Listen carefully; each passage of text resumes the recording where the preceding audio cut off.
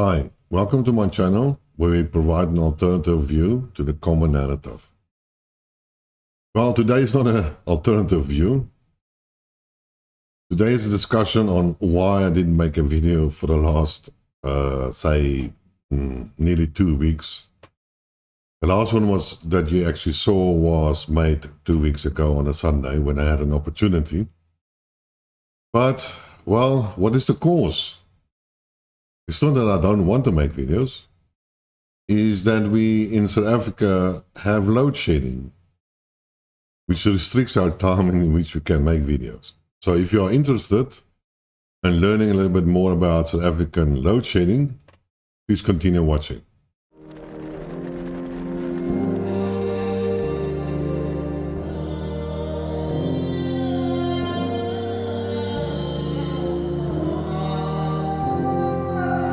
Welcome back to the channel.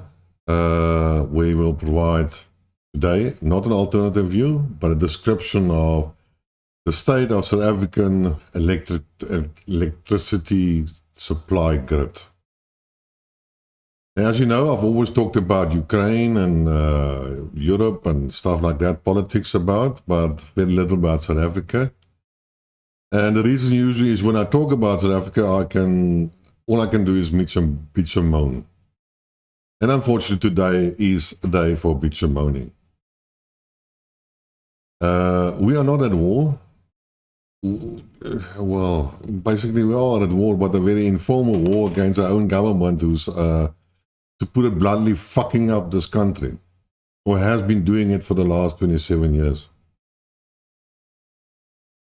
And the biggest problem currently, well, it was always one of those problems, is corruption, nepotism, actually racism, discrimination against the whites and so on. Basically reversed apartheid, if you want to call it like that.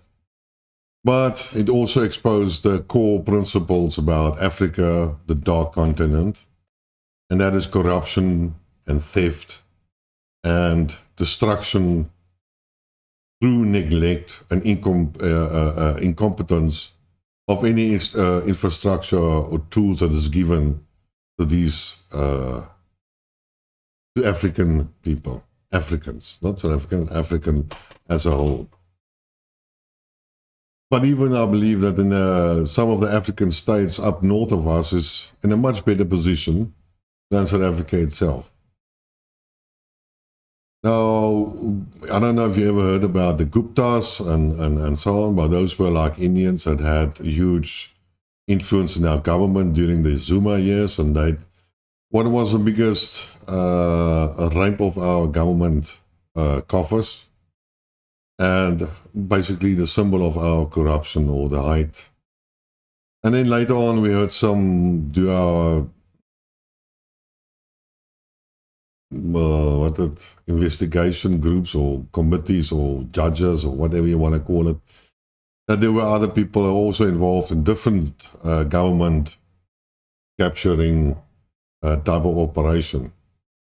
And now we have heard through the previous CEO of Eskom, that is our power utility company, that high-ranking ministers are involved, high-ranking police ministers are involved, and then there are about 3 basically mafia groups in South Africa that are actually stripping and stealing and whatever crime you can talk about in terms of our utility company, deliberate sabotage. And although the writer tried to do everything possible together with Oberholz, and he just wasn't in a state of stopping this corruption and destruction of our utility network. Because the ANC, our government, is not prepared to stand up and do the right thing. They rather take part in a stripping and destruction of the South African. And I can go on and on and on, and maybe I'll make another video. Well, I will make a video, but this is a different topic. And then there's a general one that I would have liked to make. But you know, I don't always get the time to do it. And unfortunately, I have other responsibilities as well. But in the last, call it 14 days, South Africa was back on load shedding level 5 and 6. Yes, sometimes they call it 3 and 4, but don't bullshit yourself, or don't you let yourself be bullshit. If you are on load level 1, well, apart from that, Eskom has various ways. Well, it has a huge problem with the maintenance and the running, or the operational running of its generator fleet. Most of them are coal-fired. We have one nuclear-powered power station, and then the rest are all coal-fired, and then we have some wind turbines and solar systems, but they are limited compared to our coal. Most of our coal power stations are very old. Actually, some of them are beyond their design years. But the government was warned that they had to be replaced, but they refused to do it in time. And then they did invest in 2 new power stations, Kusile and Medupi. And instead of taking 4 years to complete, they are taking 15 years to complete. And they're still not finished. And they're still not operational in 100%. And they are one of the 2 power stations that have regularly units that trip and fall out of the supply lines. And, well, they brand new so-called power stations supposed to keep the grid and the power supply of the country running, but they are also experiencing problems and breakdowns and wrong designs that have to be fixed. And you don't really want to know what's going on. And I'm not a total expert on this, but trust me, the South Africans are not capable of building power stations on budget, on time, and to the necessary reliability. These 2 power stations have doubled or tripled in costs, and have taken three times as long to so-called complete, because none of them are really complete, and then they have wrong designs. But apart from that, the rest of the fleet has to be replaced. And even some of the oldest are actually the most reliable systems. So there is a scheduled plan of maintenance of these units, but about 6 gigawatt. But the problem is that the rest of the systems falls down, and at one stage we have about 50% of our, more than 50% of our generating capacity out of action due to faults and errors and so on. And I think we're talking about 26, 27 gigawatt that was out of action at one stage. Well, then you have to deduct about 6 gigawatt for maintenance. So it leaves you between 20 and 21 gigawatts that are at fault, which is still a huge amount. It's like 40%, 45% of the generating capacity. And that is why we have load shedding. Now, load sheddings are divided all in stages: 1, 2, 3, 4, 5, 6, 7, 8. It was never 8, but they brought in an 8. And each level is equivalent to 1 gigawatt. So level 1 is 1 gigawatt, and that's about 2 hours of load shedding. And now, for the last 14 days, we have had a level 5 and 6. Call it 6, because what it actually does is that level 1 is a starting point. Level 2 contains 1 plus 2 hours. Level 3 contains 2 plus another 2 hours. So whatever happens below, say, level 6 is incorporated, level 5 and all the times, plus 2 hours. So 5 is about, we had an average between 9.5 till about 11.5 hours of load shedding each day. Now, just think about this. Okay, not everything is in our daily routine. Sometimes when you go to bed, it's about 2 hours while you sleep, or sometimes 4 hours, but most of the hours are actually in your living, in your wake-up time, and you have to think you have other responsibilities and works and so on. I have a company, and I know also that other companies which I do business, they have 4 hours of electricity per day, and that is where you have to make production. So luckily, I'm not dependent that much on electricity, but others do need electricity. That means half of their day is unproductive. Now think about the impact of the economy on the economy of South Africa, and that is why our South African rand has slipped against the dollar and the euro and the yen significantly, and we have been basically devalued, if you want to call it like that. But in any case, just for a little bit of statistics, let me get it. In 2023, we had accumulated 35 on the 9th May. Oh, I forgot. Today is Sunday, the 14th, Mother Day. And because it's Mother Day, we have had some leeway and by Eskom, and now we're on level 3. But yesterday we were still on level 6. So if you failed yesterday to have 6,000 megawatt, 6 gigawatt, how can you have today 3 gigawatt?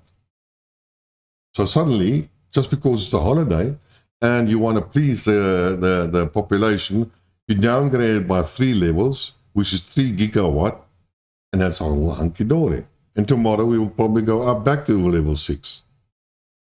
So things don't make sense, whatever you want to call it. But on the 9th of May, the data said that South Africa had a total of about 35 days times 24 hours worth of load shedding up till now. And that is about the total blackout, or very near to the blackout of last year.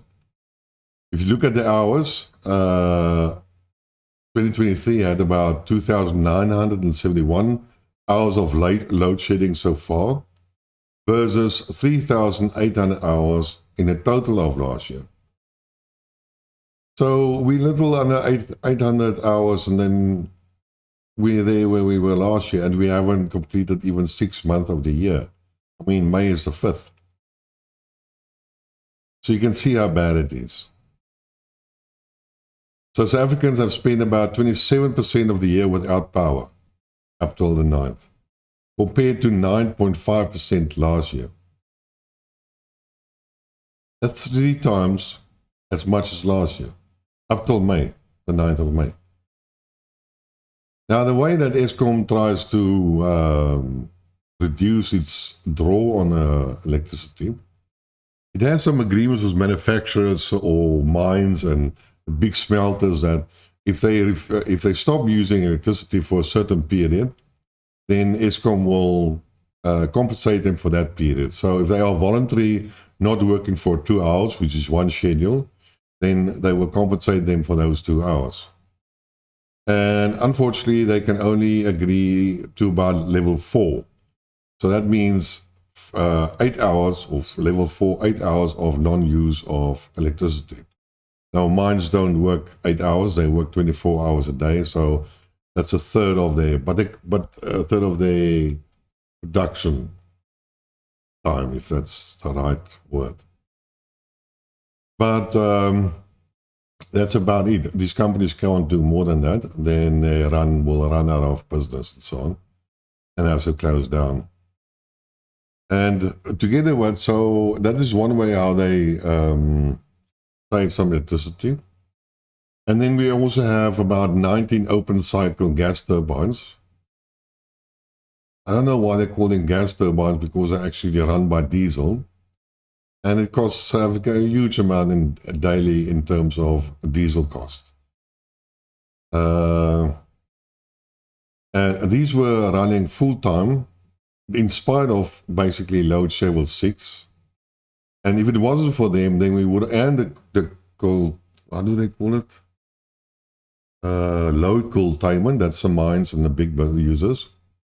We would have been on level 7 and 8. That is where we would have been if we didn't have this load curtailment and the gas/diesel turbines. And basically, I just read an article today that our controlling body, energy body, they have put up a new plan or schedule. And apart from the 8 schedules, load schedules and levels that we have now, they are planning on implementing another, call it 16 load schedules. Now, I'm not totally sure how's that going to work. Maybe it's a little bit smaller increments, so they can maybe fine-tune it differently. And so that one part won't go off for 3 hours or 4 hours, but maybe only for 3 hours, which is at this stage not possible. What makes me actually mad about this whole story is that apart from the personal inconvenience, which is bad, I mean, sitting hours and hours in the evening in the dark, can't be able to make food and so on. Yes, I have a gas stove, luckily, but most of the people don't have it. They have still electricity. You know, the expenditure that we are doing on batteries and inverters and so on, and because most of the people can't afford solar and batteries systems, the lithium, so they buy a car. I mean, it is so bad that the guys that manufacture these deep cycle batteries don't provide any guarantee. They took away the year or 2 years guarantee because the system is so put off each day and reconnected and reloaded that a recycled battery might, well, depending on the quality, some of them will have 200 cycles, some of them will 300 cycles, some even have made 600 cycles. That before the 12 months is over, those cycles have been used up and you can throw away your deep cycle battery away. And so you also shorten the lifespans of your lithium battery because of the constant on and off system.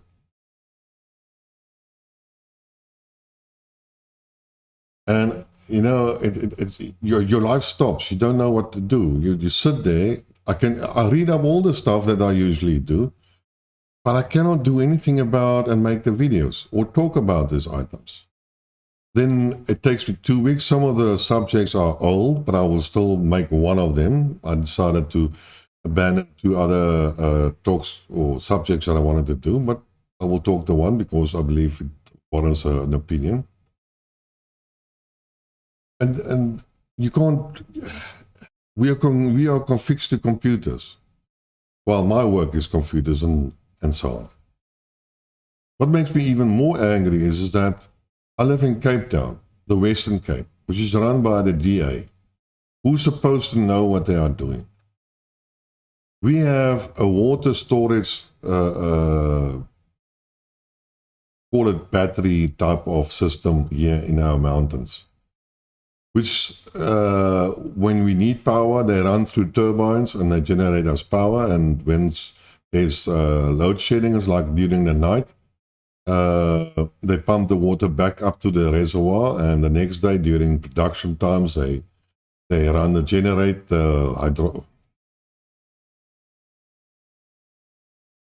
hydro generators again, and water flows downwards and so on and so on. So it's a type of battery storage facility. And it's supposed to give us one level lower. So if the country is on level 6, then here we in South Africa, during normal working days, say 6 o'clock in the morning till about 6 or 8 o'clock in the evening, usually 8 o'clock in the evening, we have a level lower than the rest of the country. And that's good. Well, we thought the DA is doing the part and so on. Unfortunately, like I said, I have a business. My business is in the Eastern Cape, in Port Elizabeth.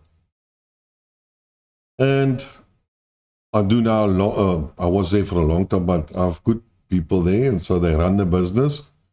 And basically now I'm doing long distance management, the remote management, the new type of work environment that you do. which is, I'm very glad about that. But then then they tell me, no, they only get load shedding in the factory during the day when it's load level 6. So when it's load level 5, they don't get switched off the day. Nothing. Only level 6. And, okay.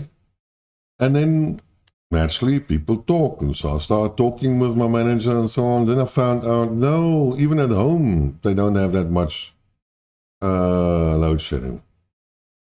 Now, we have an app where we can put in our area and then they give us a schedule of the load shed. I will show you an example just now. And so I entered Summerstrand in Port Elizabeth. This is one of the more affluent, is that the right word? The upper class type of expensive holidays on the beach. PE has a nice beach front that makes no sense. Same like Durban and so on. It's beautiful. In any case, they only go up to level, well, they go up to level 5 or so. That's what they say, but they only get 5 hours a day load shedding. And I look even at the middle class areas and they only get 5 hours load shedding. And then I entered another suburb, which is the lower middle class, and I also found out they only 5 hours load shedding. While we are here in the Western Cape have between 8 and 12 hours load shedding each day, and we were supposed to have a water storage battery. So I'm supposed here in the Western Cape to have one level less power load shedding. So I have to save 2 hours, less than the rest of the country, which means if I'm 12 hours off, then the rest of the country should be 14 hours off. But that's not the case. In the capital of the Eastern Province, Port Elizabeth, Kuberga, Mandela Bay, they only have 5 hours off. Now, how is that possible? How is that even allowed?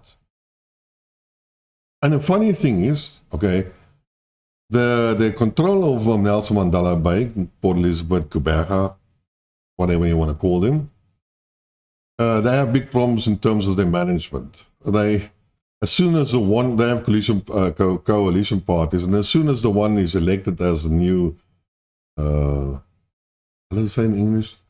Burgemeester? Mayor. As soon as they are elected the mayor, then the opposition makes a vote of no confidence, the whole coalition is rearranged, and another mayor gets elected. It's like, they change every 3 months or so. Can't get anything done. Apart from that, Port Elizabeth has a huge major water problem because of non-management. Because these idiots care more about their politics and their positions and their salaries than what they care about the citizens of Nelson Mandela Bay.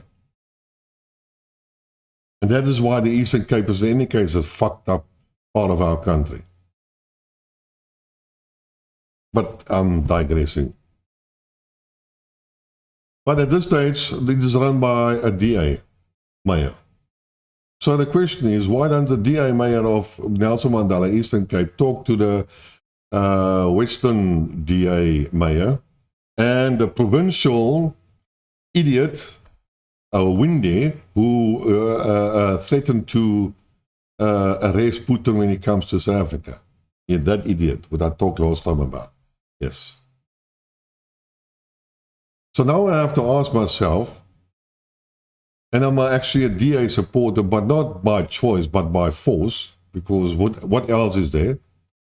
And currently it is the best managed province in South Africa, but it's also reaching the limits in any case. And there's a lot of mistakes that we are not being told of, but if you watch carefully, and then you can find out about all the problems that they also failed to do. And now this is a big failure from there.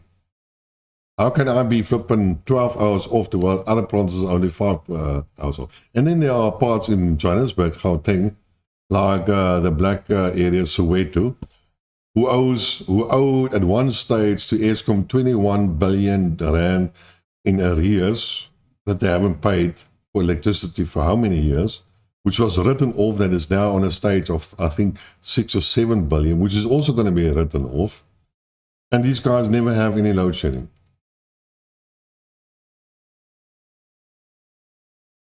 And our ministers don't have load shedding in any case, because they are exempt from that. And if their system is off, they have generators which run our expensive diesel, but that is funded by the government.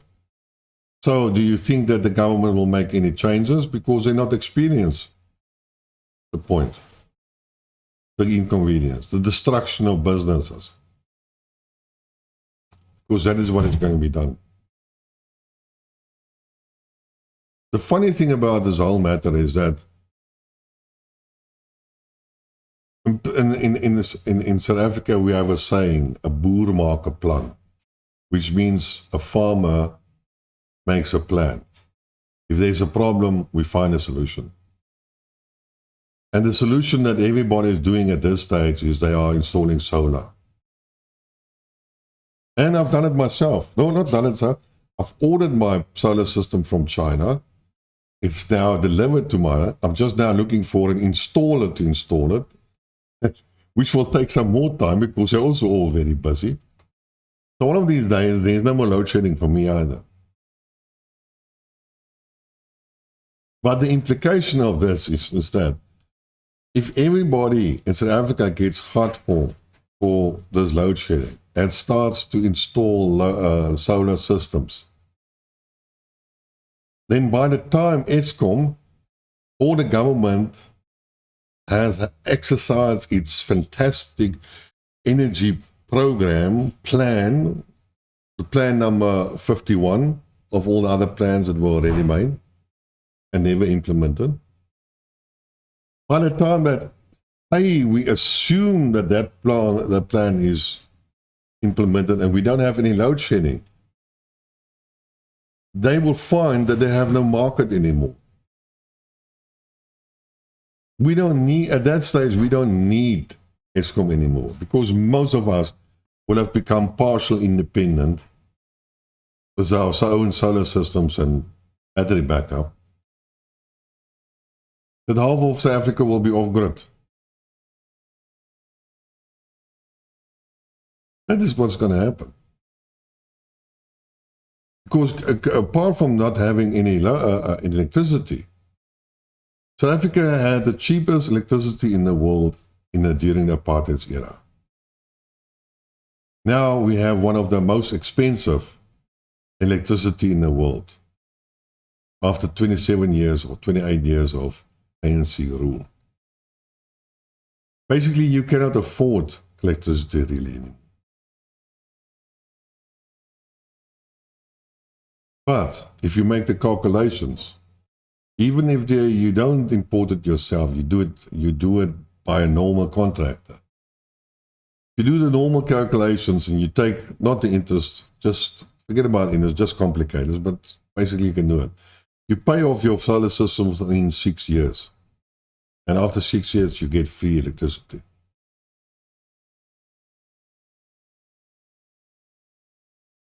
Why wouldn't you do it then? The banks, Europe and so on, they're all pushing for green energy.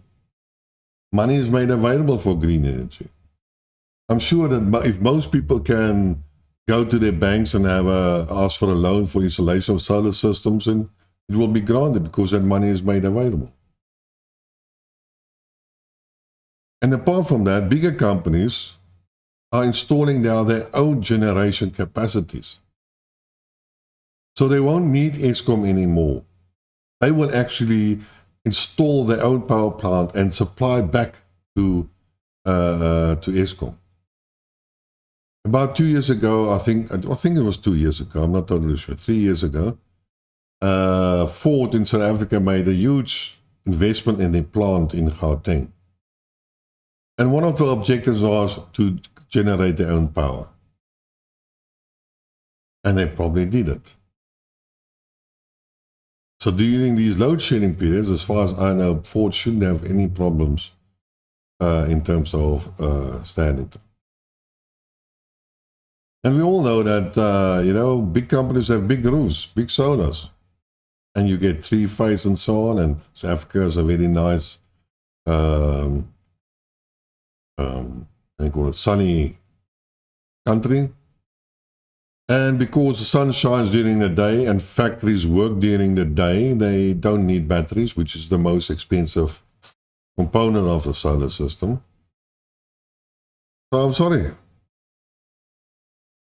If this nothing is happening, or if this continues, then I'm sorry, they won't have any customers left. I forgot actually to show you this before I now end this video. So this is basically our app that shows you what times we are off per day.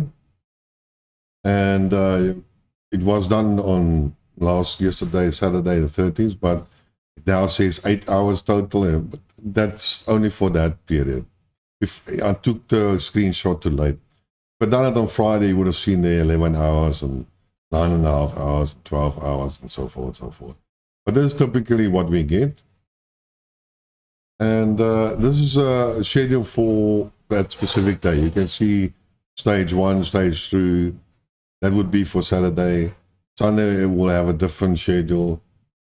Each day has a different schedule, but that's about, you can see the levels and how it goes. So like here on stage 6, you have 8 o'clock in the evening up to 12 o'clock, no electricity. So I thought I will give you some background on what is happening here. I hope that clarifies a number of items. So, and maybe you learned something. All I can tell you, I'm terribly frustrated and angry. Anyways, that's my story for today. Cheers.